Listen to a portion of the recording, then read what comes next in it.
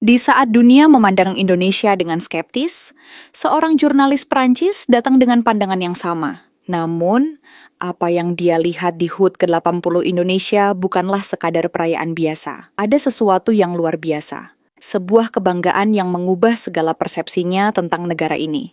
Bagaimana kisahnya? Saksikan selengkapnya hanya di Cerita Mirna. Assalamualaikum warahmatullahi wabarakatuh. Terima kasih sudah mengklik video ini. Jangan lupa like, subscribe, dan tinggalkan kritik serta saran kalian di kolom komentar ya. Juli membuka matanya saat pesawat mendarat dengan mulus di Bandara Soekarno-Hatta, Jakarta. Matanya yang biasanya tajam, kini terlihat lelah, namun penuh rasa ingin tahu. Ia, seorang jurnalis asal Paris, Prancis, dengan segudang cerita tentang dunia, kini berada di ujung dunia yang jauh berbeda, Indonesia. Sebuah negara yang selama ini hanya dia lihat melalui berita-berita klise yang sering menampilkan cerita tentang bencana alam, kemiskinan, atau konflik. Tidak lebih dari itu. Bagi Juli, HUT ke-80 Indonesia yang akan datang hanyalah sekadar tugas biasa, sebuah liputan untuk memenuhi kewajiban jurnalistiknya. Dalam pikirannya, Indonesia hanya sebuah negara dengan sejarah panjang yang tak banyak mempengaruhi dunia barat. Bukan negara yang bisa membangkitkan rasa kagum, apalagi kebanggaan. Begitu pikirnya, sebelum dia menginjakan kaki di tanah ini. Udara tropis Jakarta menyambutnya dengan kelembutan yang agak asing. Keadaan hiruk-pikuk kota besar itu terasa seperti kontras dengan kedatangannya yang penuh keraguan. Tidak ada yang istimewa di bandara yang padat ini, pikirnya. Hanya ada beberapa bendera merah putih berkibar anggun dan angka bertuliskan HUT ke-80 di berbagai sudut bandara. Sebagai jurnalis yang berpengalaman, Juli sudah terbiasa melihat bandara-bandara besar di seluruh dunia. Namun kali ini ada sesuatu yang berbeda. Mungkin itu sensasi yang jarang dia rasakan. Juli hanya memiliki 2 hari sebelum perayaan HUT ke-80 Indonesia dimulai. Dengan cepat, dia memutuskan untuk mengikuti jadwal yang telah disusun oleh pihak kedutaan, mengunjungi beberapa lokasi yang konon katanya akan menjadi pusat perayaan. Hari pertama, dia mengunjungi beberapa situs sejarah, berkeliling di Jakarta, dan mencoba meresapi kehidupan kota ini. Namun, tetap saja, perasaan skeptis itu tak bisa hilang. Ia terkejut dengan kontras antara kota yang serba cepat dan orang-orang yang begitu ramah dan penuh semangat. Itu adalah gambaran pertama yang mencuat dalam pikirannya. Pada malam hari, Juli menikmati makan malam di sebuah restoran mewah di pusat kota. Dalam obrolan dengan beberapa kolega lokal, dia mendengar cerita tentang pesta rakyat yang akan digelar di beberapa tempat termasuk di Monas, serta pertunjukan spektakuler yang sedang dipersiapkan. Semuanya terdengar meriah, tapi bagi Juli, itu hanya omong kosong. Bagaimana mungkin sebuah negara yang katanya masih terbelakang mampu melaksanakan perayaan megah seperti itu? Namun saat tengah malam menjelang, matanya tertuju pada langit Jakarta yang gelap. Beberapa titik cahaya dari gedung tinggi mulai menyala, menciptakan gambaran yang lebih besar di benaknya. Mungkin ada sesuatu di Indonesia yang lebih besar dari apa yang dia duga. Hari kedua datang begitu cepat. Perasaan Juli mulai berbaur antara rasa penasaran dan skeptisisme. Di pagi hari, dia menuju Monas, tempat di mana persiapan perayaan pesta rakyat akan dilaksanakan. Di sana, keramaian mulai terasa. Namun, ia tak melihat ada yang istimewa di sana. Kalau sekedar bendera dan angka 80 setiap negara juga begitu. Kalau mau memperingati hari kemerdekaan, apa istimewanya? Gumamnya pelan. Baginya pesta rakyat HUT ke-80 Indonesia, menurutnya, hanya akan menjadi sebuah tontonan biasa saja. Juli belum tahu, setiap langkah akan membawanya ke sebuah perjalanan yang akan mengubah cara pandangnya tentang negeri ini. Pagi itu, jam menunjukkan pukul 6.20 pagi. Itu tandanya dia harus segera bersiap menjalankan tugasnya sebagai jurnalis. Dia merasakan gelisah yang berbeda dari malam sebelumnya. Ada sesuatu yang menarik hatinya, meskipun perasaan skeptis masih mengendap. Setelah sarapan ringan, dia bergabung dengan rombongan jurnalis internasional yang diundang untuk menyaksikan perayaan HUT RI ke-80 di Istana Merdeka. Ini adalah kesempatan langka, sebuah momen yang hanya diberikan kepada segelintir orang luar. Istana Merdeka berdiri megah di tengah Jakarta, seperti sebuah saksi bisu dari perjalanan panjang bangsa Indonesia. Ketika mobilnya melaju mendekati gerbang utama, Juli merasa ada yang aneh, meskipun ia sudah sering mengunjungi berbagai istana di Eropa. Ada aura yang berbeda di tempat ini, sebuah kedamaian yang tenang, namun juga penuh dengan sejarah. Sesampainya di dalam, Juli berjalan bersama rekan-rekannya menuju area utama. Pemandangan pagi yang cerah dengan sinar matahari yang perlahan menembus langit biru, membuat suasana semakin menawan. Sementara itu, para paskibraka, muda-mudi pilihan terbaik Indonesia, sedang bersiap-siap untuk melaksanakan tugas mulia mereka, menaikkan bendera merah putih yang akan mengibarkan semangat kemerdekaan bangsa. Julie mengamati mereka dengan seksama, menyadari betapa pentingnya momen itu bagi mereka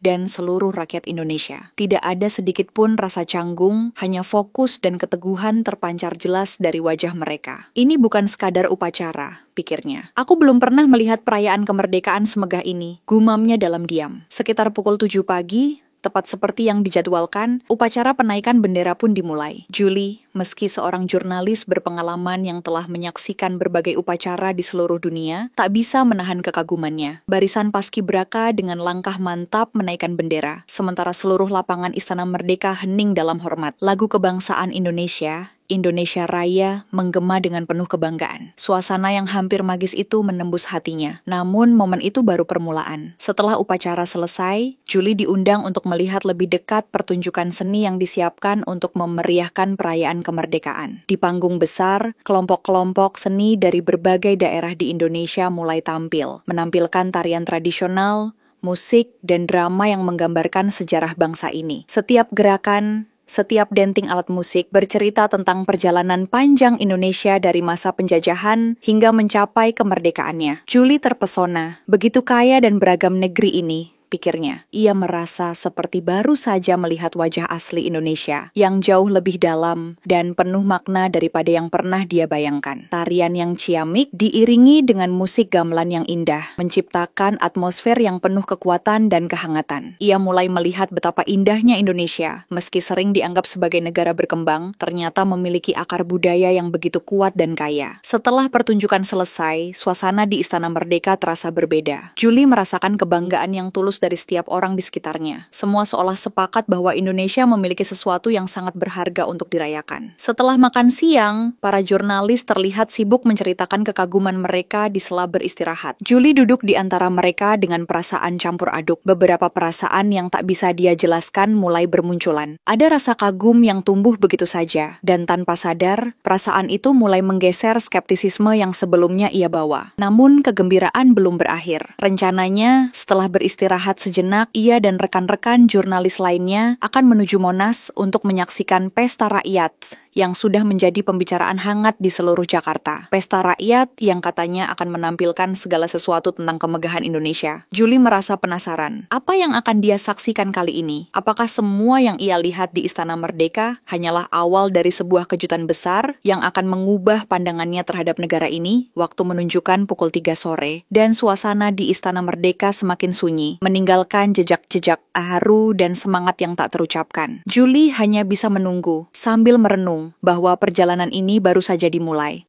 Julie belum bisa melupakan momen pagi di Istana Merdeka. Bayangan para paskibraka dengan langkah tegap, suara Indonesia Raya yang bergema, serta tarian yang melambangkan kekayaan budaya, terus terputar di kepalanya. Namun sore itu, ketika ia kembali menuju kawasan Monas, Julie sadar ada sesuatu yang lebih besar menantinya. Malam ini akan digelar Karnaval Kemerdekaan, puncak perayaan HUT ke-80 Republik Indonesia. Sekitar pukul 7 malam, kawasan Monas sudah dipenuhi ribuan orang. Jalanan sepanjang rute dari Monas ke Bundaran HI hingga ke Semanggi tampak padat, bukan oleh kendaraan, melainkan lautan manusia yang menunggu dimulainya parade. Julie berdiri bersama rekan-rekan jurnalis asing di sebuah titik strategis. Kamera dan alat liput sudah siap. Dari pengeras suara, pengumuman terdengar. Acara spektakuler ini akan berlangsung selama hampir 2 jam. Saat jam menunjukkan pukul 7.30, langit malam Jakarta tiba-tiba dipenuhi cahaya lampu warna-warni. Musik tradisional bercampur dengan irama modern, mengiringi barisan pertama. Kendaraan hias raksasa yang menampilkan tema laut Indonesia. Di atasnya, penari-penari dengan kostum menyerupai ikan dan karang bergerak luas, seperti gelombang yang menari. Julie menahan napas, tak percaya dengan detail dan kreativitas yang ia lihat. Barisan demi barisan bergerak melewati rute 6 km. Ada kendaraan hias berbentuk Garuda emas, kapal tradisional pinisi, hingga replika satelit karya anak bangsa. Setiap kementerian dan lembaga menghadirkan sesuatu yang berbeda, diiringi musik daerah dari Sabang hingga Merauke. Merauke, suasana terasa meriah sekaligus menyentuh hati. Julie memperhatikan wajah-wajah penonton di sekitarnya. Anak kecil bersorak, orang tua tersenyum bangga, dan kaum muda sibuk merekam momen lewat ponsel. Semua seolah larut dalam satu kebanggaan yang sama. Di tengah parade, muncul kelompok penari dari Papua yang membawakan tarian perang dengan semangat membara. Lalu disusul tarian saman dari Aceh yang ditampilkan oleh puluhan penari perempuan bergerak serempak. Irama cepat dan kompak membuat Julie terpesona. Indonesia memang benar-benar ibu dari kebudayaan dunia, gumamnya lirih. Tak hanya parade budaya, atraksi visual juga membuat langit malam semakin hidup. Cahaya laser dan drone show menampilkan formasi spektakuler. Burung Garuda terbentang megah, lalu berubah menjadi angka 80 dengan latar merah putih. Riuh tepuk tangan penonton menggema di sepanjang jalan, dan Julie ikut bertepuk tangan tanpa sadar. Hal menarik lain adalah partisipasi masyarakat. Panitia memberi kesempatan memilih kendaraan hias favorit melalui voting di situs resmi dan media sosial. Julie, yang biasanya menjaga jarak profesional, kali ini ikut mencoba. Ia memilih kendaraan hias bertema Nusantara Digital dengan dekorasi lampu LED berkilau. Ada rasa keterhubungan yang aneh, seolah dirinya kini juga menjadi bagian dari pesta rakyat ini. Ketika parade mencapai Semanggi sekitar pukul 9.30,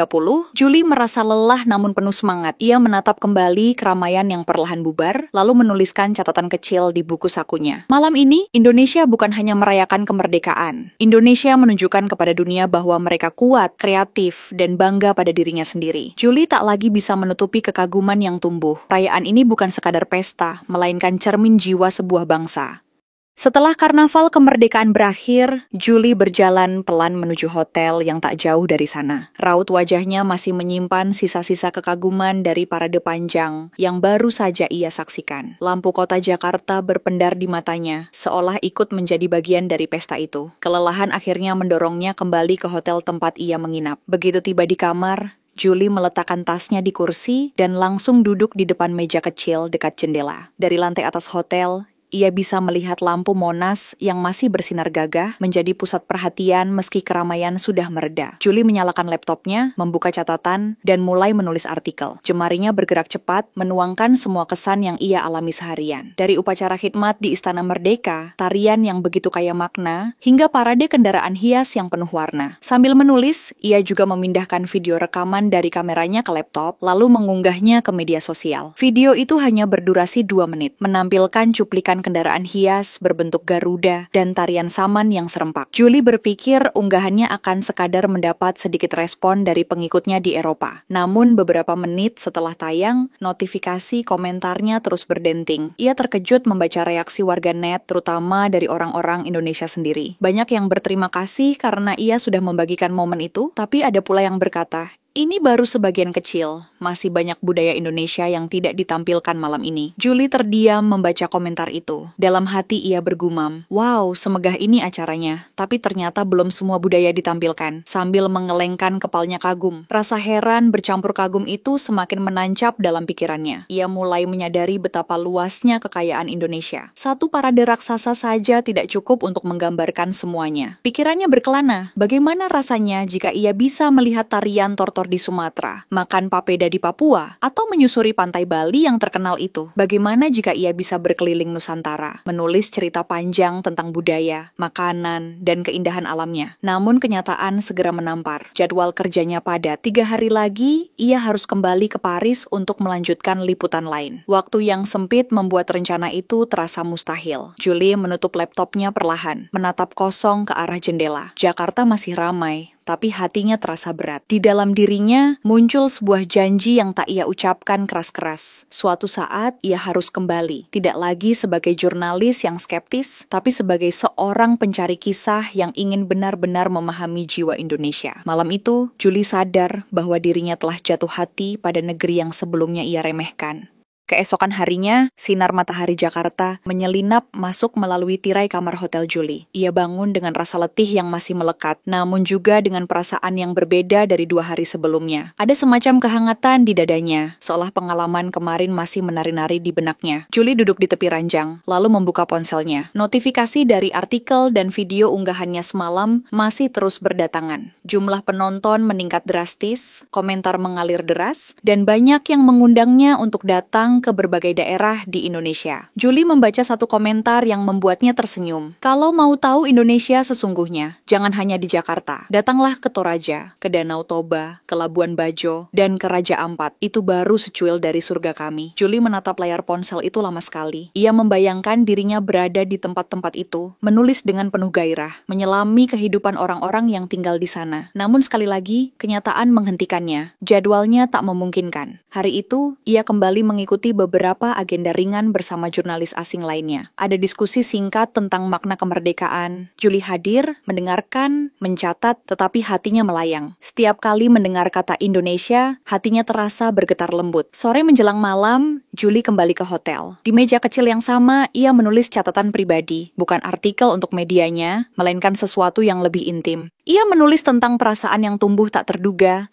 tentang bangsa yang awalnya ia anggap remeh, lalu justru membuatnya kagum hingga tak bisa tidur nyenyak. Tulisannya lebih mirip sebuah puisi, penuh lirisme, tentang laut yang membentang, tarian yang mengalir, suara gamelan yang masih terngiang, dan langit malam Jakarta yang dihiasi ribuan cahaya. Indonesia, tulisnya pelan, bukan sekadar negara di peta dunia. Indonesia adalah cerita yang menunggu untuk ditulis ulang, dengan keindahan yang tak pernah habis. Julie menutup bukunya, lalu menatap keluar jendela. Lampu Monas kembali terlihat dari kejauhan. Kali ini tidak hanya sebagai ikon kota, tapi sebagai simbol sebuah janji yang ia tanamkan dalam dirinya. Suatu saat nanti, ia akan kembali. Ia akan melihat lebih dari sekadar parade dan pesta rakyat. Ia akan datang untuk merasakan denyut kehidupan di desa, aroma rempah di pasar tradisional, dan suara ombak di pantai timur. Malam itu, Julie menghela napas panjang. Ia tidak tahu kapan janji itu bisa ia tepati. Namun ia tahu, sejak hari ini, Indonesia sudah menempati ruang khusus di hatinya.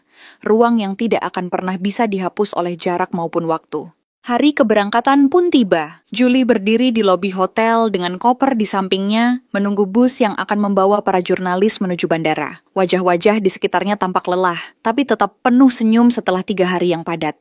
Julie ikut tersenyum, meski dalam hatinya ada rasa berat yang tak bisa ia sembunyikan. Sepanjang perjalanan menuju bandara, ia duduk di dekat jendela. Jakarta pagi itu terlihat seperti kota yang baru saja bangun dari pesta panjang. Bendera merah putih masih berkibar di sepanjang jalan. Sisa-sisa hiasan perayaan masih terpasang. Julie menatapnya satu persatu, seolah ingin menyimpan setiap detail ke dalam ingatannya. Begitu cepat, pikirnya, semua terasa seperti mimpi. Di bandara, rombongan jurnalis asing berkumpul di ruang tunggu. Mereka saling bercerita tentang pengalaman masing-masing. Ada yang kagum dengan parade, ada yang terpesona dengan seni tradisional, ada pula yang membicarakan keramahan masyarakat. Julie hanya mendengarkan, lalu tersenyum kecil. Ia merasa pengalamannya lebih dari sekadar liputan. Ada sesuatu yang lebih dalam yang tidak bisa ia ungkapkan dengan kata sederhana. Saat pesawat lepas landas, Julie menatap keluar jendela. Jakarta perlahan mengecil, hilang ditelan awan. Ada rasa kehilangan yang aneh, seolah ia meninggalkan sesuatu yang baru saja ditemukannya. Ia teringat janji yang ditulisnya malam itu. Suatu hari ia akan kembali. Tidak hanya sebagai jurnalis, tetapi sebagai seorang penjelajah yang ingin benar-benar mengenal Indonesia. Julie menutup mata, membiarkan kenangan 3 hari terakhir berputar kembali.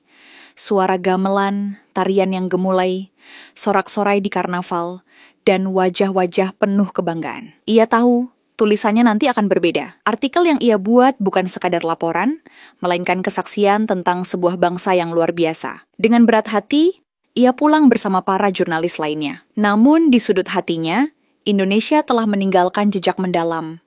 Dan jejak itu akan selalu memanggilnya untuk kembali. Entah kapan, entah bagaimana, tapi pasti suatu saat nanti.